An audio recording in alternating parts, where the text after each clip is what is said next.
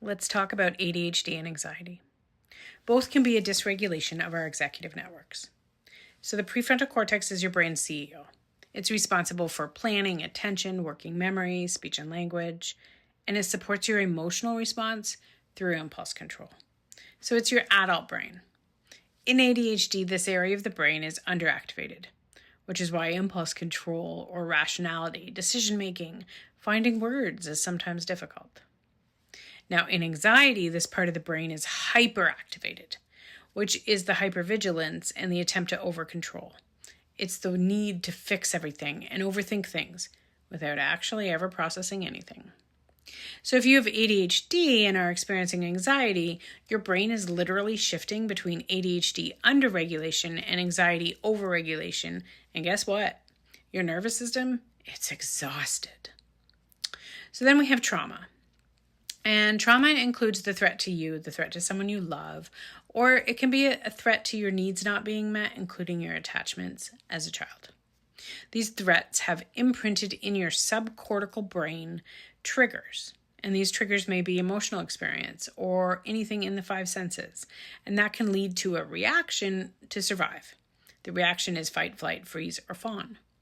The amygdala, your emotional control, it detects real or perceived threats. It doesn't care which, and it can become overactive with anxiety and hypersensitive with ADHD.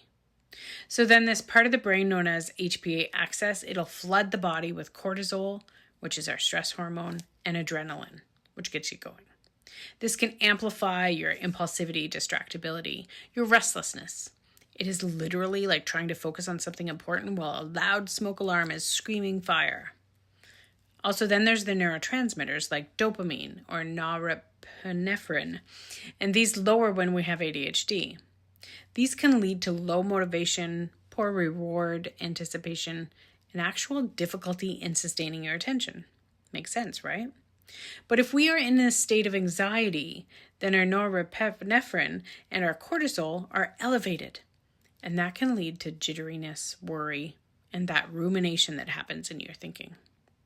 So together, there is lower dopamine, poor focus, stress, cortisol spikes, up and down norepinephrine, all causing lowered attention span, and more anxiety centering around the failure to focus. And just do things. Just do it. Anyway, in the trauma lens, we recognize both anxiety and instability in the nervous systems are swings between hyperarousal with sympathetic activation and shutdown or freeze with the parasympathetic collapse. What this means is we get it, that we react in fight, flight, freeze, or fawn. Often people live in a mixed state of fidgety but fatigued, wired but tired, and their body never fully completes an activation cycle, which explains the restlessness, the emotional outbursts, the physical tension, and the exhaustion.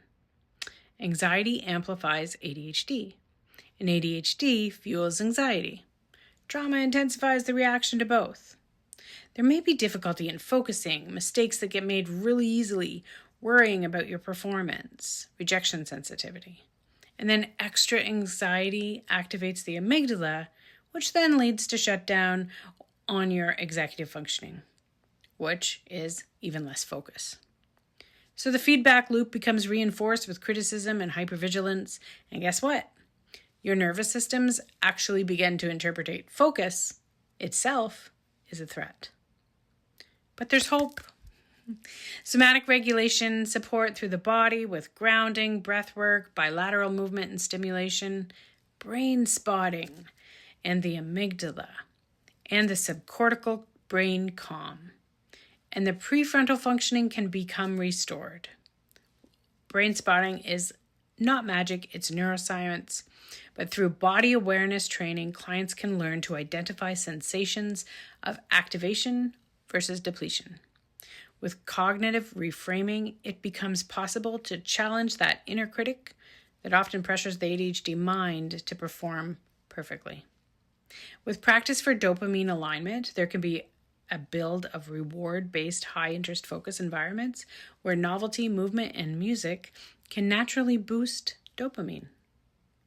Mindfulness can strengthen the prefrontal cortex and the amygdala bridge, increasing the ability to respond with flexibility. Brainspotting can help you, and what I'm basically saying is reach out so that I can support you.